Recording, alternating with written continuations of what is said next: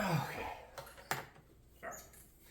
All right. Hello, everyone. My name's Kelly, and if you're like me, you love the Dabbleverse. I cannot get enough of this stuff. I'm fascinated by everything about it, and currently, the biggest thing going on is Mr. Aaron Imholte steel toe right here, which is what the majority of this video is going to be about. I made this visual aid, which I'm quite proud of, actually, especially the little heads. And originally, I wanted to talk about how these four guys are like the Mount Rushmore of the Dabbleverse, and that if you like all four of them, you'll never be starved for content. But with recent events, I really decided to change a little bit and focus mostly on Aaron because of what's going on with his restraining order stuff that he has against Patrick Melton and Nick Rekieta. Now, real quick, some background. I was a police officer for several years. I work in the private sector now, but still utilizing those skills. And I bring that up because I have a lot of experience being in court, presenting evidence, being a witness, grand jury testimony, all kinds of junk.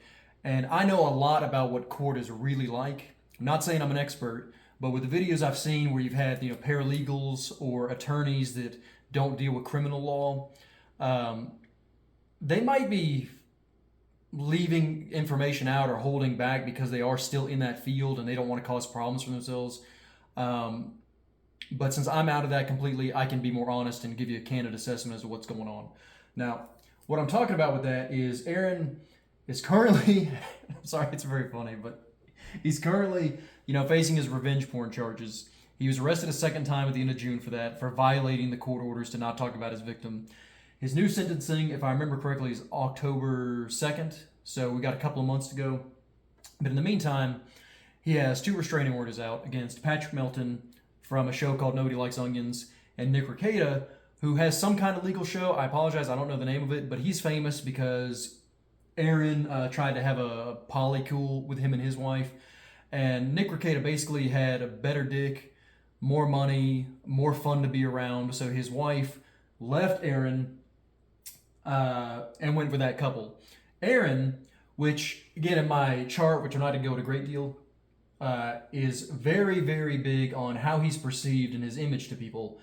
And then also he has emotional immaturity, which you can see all these guys have that, with the exception of Chad for how he's perceived. But I don't want to get sidetracked with that.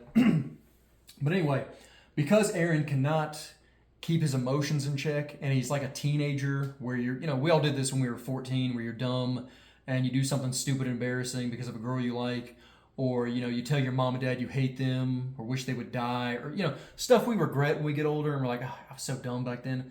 He's never grown out of that. Really, none of them have, but Aaron especially, because he's the only one who his lack of emotional maturity and being able to let things go, his obsession with how he's perceived and looking like a winner, has caused all of his legal problems. He's done all this to himself. To get into that, and the reason why I brought up my legal background is that nobody's mentioned this, okay?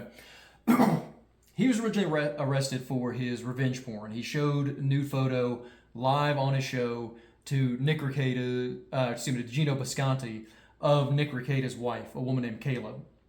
Now, because of that, he faced a felony charge, and there's been some talk where people badmouth his attorney for that, a guy named Todd Peterson. I think that guy did a very good job. You have to understand with a lawyer is they can only do so much with what they've got to work with. You can't make $1 out of 35 cents. So he got Aaron a great deal where, again, the slap on the wrist, the $50 fine, plead guilty to a misdemeanor, so felony's out the window, no jail time. That would have been fantastic. And honestly, that's fitting for the crime itself. If you take out who Aaron is and the fact that most of us don't like him, and you just look at sharing an image of a woman to somebody without her permission, that's a sleazy thing to do. You're a piece of shit for doing that. Again, very immature. But is that worthy of a felony that's going to follow you around for the rest of your life or going to jail? I would say no. Most people would say no. And that's why he had a good deal. But again, because Aaron is obsessed with how he's perceived and his emotional immaturity, he couldn't shut up and, fucked himself over. So his sentencing got messed up. As you all know, he got arrested a second time. The court pushed back the sentencing to October. And that brings us to where we're at now. Now, some people talked about him taking out these restraining orders because it's a calculated thing. I honestly don't believe he was doing that. I think, again, he can't control his emotions.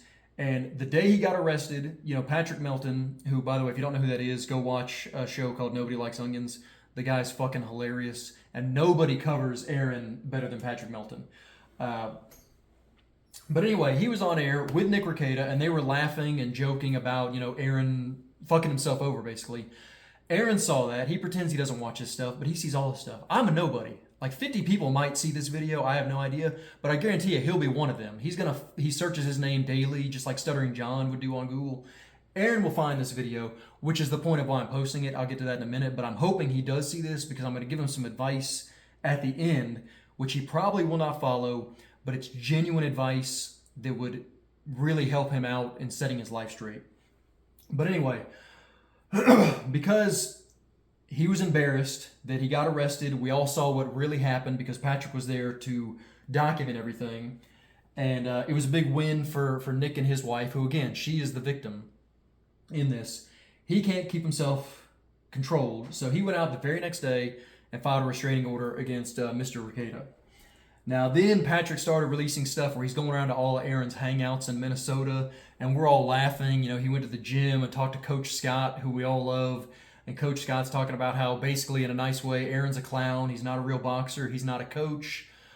He's just some loser that hangs out there to feel good about himself. Then he goes to the golf course and finds out that his whole golfing event is bullshit. They don't know who Aaron is. He's got nothing planned. Aaron sees all this and he goes nuts. So again, in a fit of rage and not being able to control himself, he goes and files a second restraining order against Patrick Melton. And on my little chart here, just real quick, you'll notice that Aaron and John have got the most in common. There are several things that Opie is not a part of, and there's a few things that Chad Zumach is not a part of. It's funny, being successful, neither Chad or Aaron are in that category. But anyway, you see that these two are almost exactly the same. If you take out success down here at the bottom, which is actually a good thing, you'll see that the only difference between these two is that Stuttering John is very stupid. And I'm not saying that to be mean, but John is clearly a learning disabled person. Decades of drug and alcohol abuse have not helped. Aaron, while we laugh about him doing stupid things to himself, is not stupid. And what I mean by that is Aaron is of normal intelligence. If you gave him like a 6th grade, general knowledge test, he'd be able to say what's 9 times 9. He'd be able to tell you the capital of France. He would be able to tell you, what the stars and stripes on the American flag mean. Stuff like that. John might get some of that lucky, but he's a very stupid man and it's very just... I don't want to shit on John too much right now because I'm trying to focus on Aaron. But John, again, is the king of pieces of shit. But you can see Aaron is... he's trying hard. If this was a race, Aaron is on his heels and he's putting 110% in that final sprint trying to catch John before the finish line. And it seems like he desperately wants to be number one. But anyway, I'm sorry, I get sidetracked sometimes. But to get back to his court stuff, is that Aaron took out the 2 restraining orders. Now, those things keep getting pushed back. At the time of me filming this, I believe it's August 28th or 29th, but either way, the end of the month. And this is the 2nd time it's been pushed back for Patrick. The 3rd time Nick's has been pushed back, which is, infuriating to a lot of people, annoying to others. He takes it as a win. But the point of why he took these out is because they're making fun of him, and basically he's like, the internet is laughing at me. Please, judge, make the people stop saying mean things. And has lied about feeling threatened and scared. And I'm sorry if I say a lot, but I'm doing this kind of on the fly. But the only thing with those HROs that I think is true, even though Aaron, will deny it once these get thrown out, is I do believe he is genuinely afraid of Patrick Melton. Not in the sense of Patrick's going to come to his house and kill him. Not like that. But Patrick Melton is a big dude. I met him once, and he is overweight. He's got some titties, but he's not like this morbidly obese man. He's like an offensive lineman on a football team. He really is at least 6'4", if not 6'5". I'm 6 foot even with no shoes on. A lot of men lie about their heights, but I'm that tall. I usually wear boots, so that gives me an extra inch. So I'm walking around, I'm at least 6 foot, probably 6'1". I met Patrick Melton once at DabbleCon a while back, and he towered over me. There was a noticeable height difference, and I'm 204 pounds. Dude probably had at least 50, 60 pounds on me. My point is, if we got into a real fight, I would have had my hands full. Aaron saw Patrick when they went to the sentence or the hearing there, which is supposed to be a sentencing, and he probably got scared shitless when he's like, "Oh, I in my head, imagine this guy is just like this big whale who can't get out of bed, but really this is a big dude who could put me through a wall if I mouthed off to him in person." That could all be completely wrong, but I'm assuming that Aaron really is like afraid of Patrick. But again, not because of Patrick making any kind of threats or doing anything to show that he has a reason to be afraid. He's just afraid because he's a pussy. Now, again, with those restraining orders, and by the way, I love this little thing. I get to feel like I'm a college professor, so I'm going to be waving it and tapping it if you haven't already noticed. I do that a lot. But with the restraining orders, what I wanted to focus on is he keeps getting those pushed back. And a lot of people are like, man, this judge is an idiot. What is going on with Minnesota? I'll tell you what's going on with that. And then I'm going to talk about his felony case. But with the restraining orders, both of those are going to get thrown out 100% once they do get in front of a judge. Right now, the judge who's assigned to that, and I don't know his or her name, but they have no idea who Aaron Imholte is. They have no idea what the Steel Toe Morning Show is. They don't know who Patrick Melton is. They don't know who Nick Ricade is. And they don't care who any of these people are. Right now, both of those cases, Patrick and Nick's, are just number 5 and number 6 on the docket that day. They're just a time and some names. That judge is going to have 12 hearings every single day. Getting them pushed back, they don't care. It's like, yeah, just push it back. They don't know any of the details. They don't know that Aaron is abusing the system by doing this because he's trying to delay things because it makes him feel good. That's the only reason he's pushing these back. He knows they're going to get thrown out whenever, but instead of just facing the music and saying, I did this in a fit of immaturity, I can't keep my emotions in control, he's trying to stretch it out because as long as it's stretched out, it's a win for him. Not to get sidetracked, but a good real-world, non-Dabbleverse example for Aaron doing this is the war right now between NATO and Russia. If you look at that conflict objectively, okay, and take any politics or emotion out of it, you would see that Russia is winning and they are always going to win. Aaron is like Ukraine in that situation, where Ukraine is losing horrible casualties, they're getting pushed back, things like that. But every few months, you'll see something in the news where they do this actually kind of cool, but this little like daring kind of James Bond attack. Like a few months ago, they had a thing where they put a bunch of drones in the back of a semi-truck, had it driven deep into Russia. The drones flew out and they went to a Russian Air Force base in Siberia and blew up some bombers. Now, why I'm saying that, like Aaron, is with that war, that has no effect on the battlefield. It's not going to change the outcome of that war one bit, but it makes the Ukrainians feel good. It gets them headlines in the news. It embarrasses and angers the Russians that they were able to pull that off. And it helps give the public image, which again, how he loves his image and how he's perceived. It gives Ukraine the image of like, hey, we're giving back as good as we're taking. We're not losing this war. We're still in the fight. That's what he's doing with these things. He's doing them to annoy Patrick and Nick.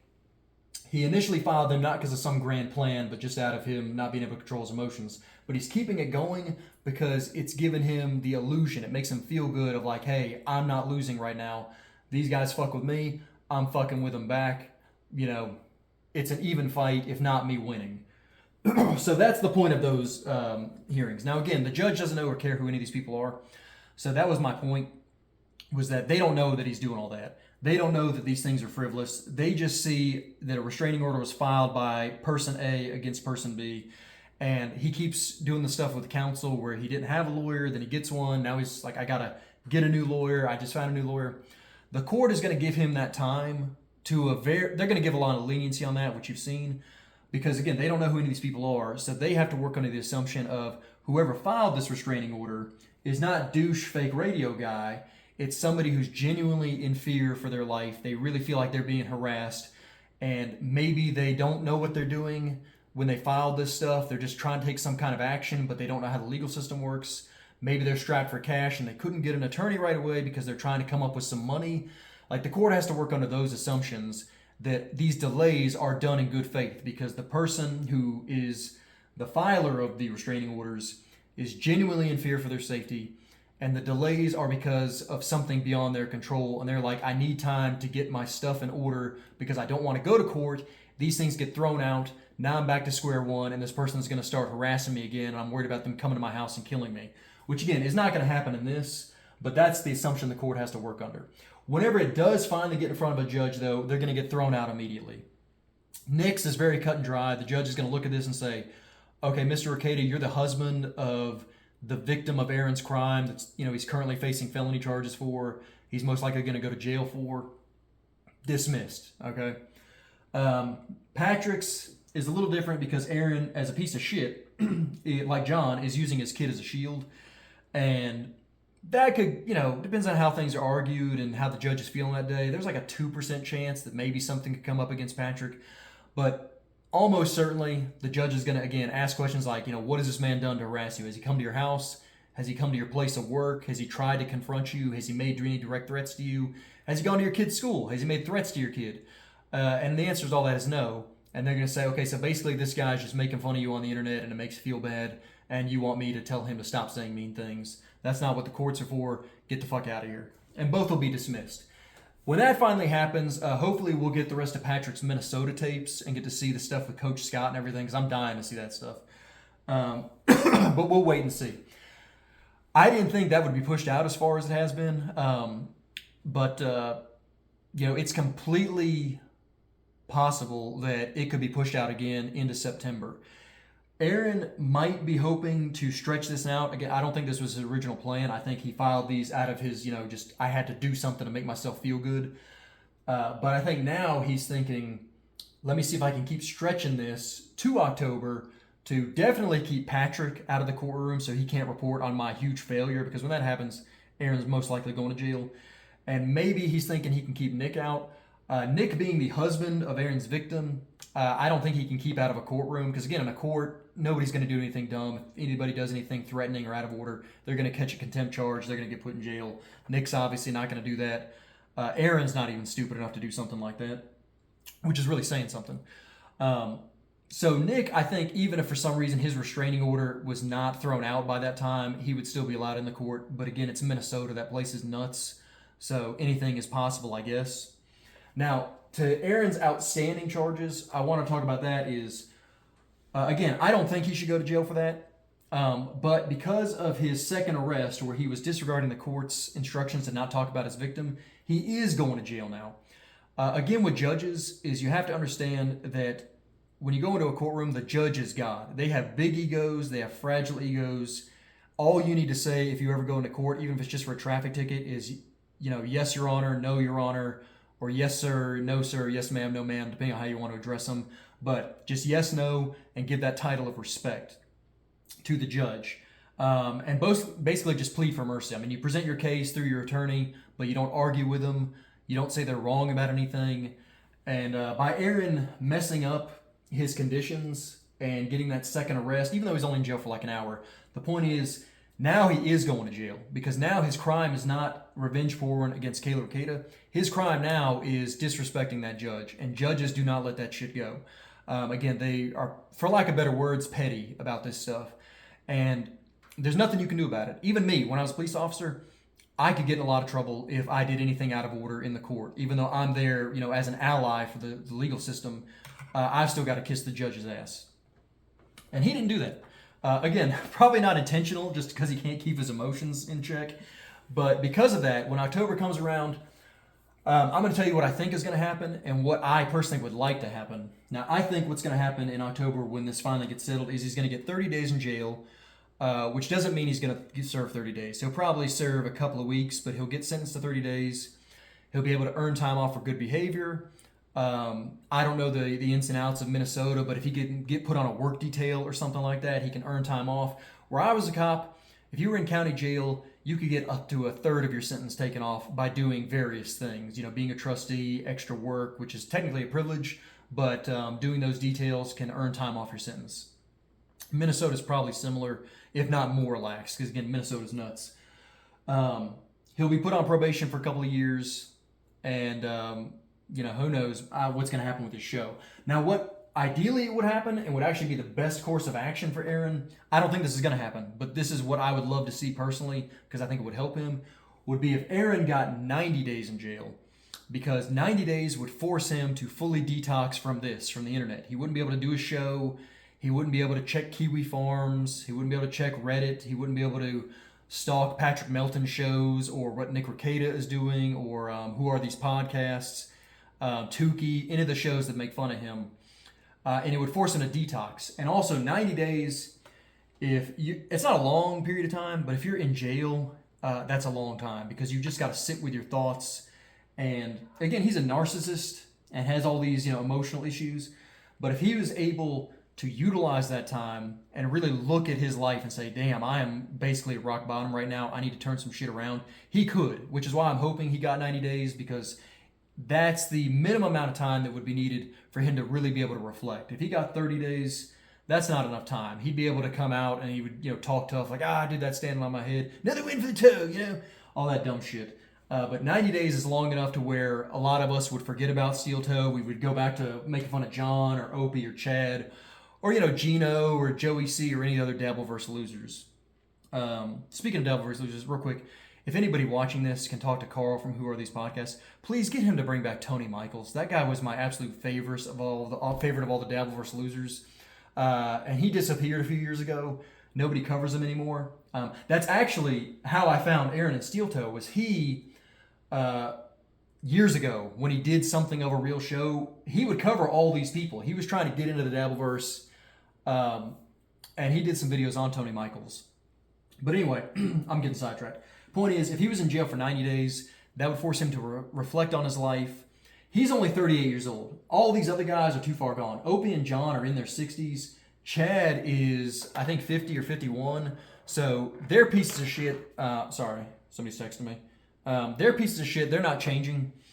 But, excuse me, Aaron is still under 40, and his kids are all young. If he took this time seriously and reflected and said, okay, you know what, I need to get a real job. My kids are still young enough to where they can look at me like I'm Superman instead of this clown that everybody makes fun of. He could really turn his life around. Get rid of this pretending to be a radio guy. Get rid of his stupid internet show. Don't try to get a real radio job. The way he looks, look at his face.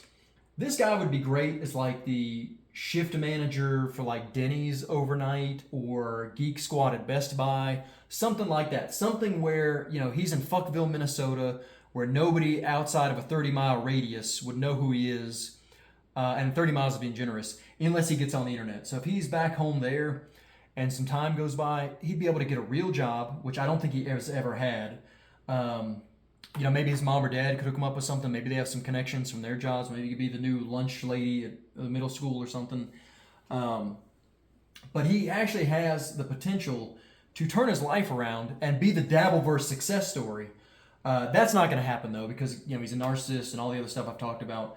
But again, if he was in jail long enough, it's possible he could reflect. And the thing about county jail, just so you know, is that everybody in there is sentenced to less than a year. So people in county jail have hope. They fucked up somehow. They've got to, do their time, but they're not going to prison. So if Aaron goes to county jail, which I think he will, he's not going to get raped. He's not going to have to join a gang. He's not going to get, the teardrop tattoo or anything. He will have to get naked, spread his asshole to a guard to show that he's not sneaking anything in. He's going to be told when to eat. He's going to be told when to sleep. He's going to be told when to go outside, stuff like that, which again would be humbling, which he really, really needs. All these guys actually need that in a way, but Aaron needs it more than anybody because, again, he has the potential to turn his life around. I made this fancy chart just to wrap up, and it was mostly to talk about how these guys are the Mount Rushmore of the Dabbleverse. But because of what's going on in Aaron, I wanted to focus on him. There is so much more to talk about.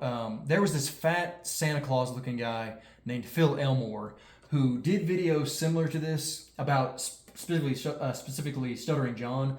But somebody scared him off the internet. I think it was Vince the Lawyer or somebody. Again, I love the Dabbleverse. I know all these people.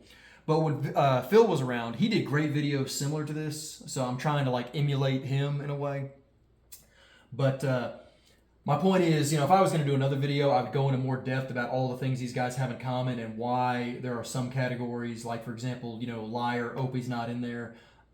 It's because he's mentally ill. But, I'll save that for another day, if I ever do another video. You don't need to subscribe. I'm not making a YouTube channel. I'm not trying to be the next Adam Bush or anything. If you want, you can hit the little thumbs up button or leave a comment because I'd love to know if anybody is watching this, especially Dabbleverse people, get your opinion on this. What your prediction is for Aaron's jail, or if you have experience in the justice system and say, hey, you know what, I was in Montana or I was in Illinois or something and courts work this way where I was at, maybe it'll be different. That would be interesting to hear. Oh, and also, if you do find this, forward it to Aaron, because again, I'm shitting on the guy because he is clown shoes, but I genuinely, as a father, would love to see him turn his life around, and he is the only person of these four that still has the potential to do so and be a productive member of society. So really, that's everything. Hope you enjoyed this, and just, keep watching that calendar till the 29th and the big day on October 2nd.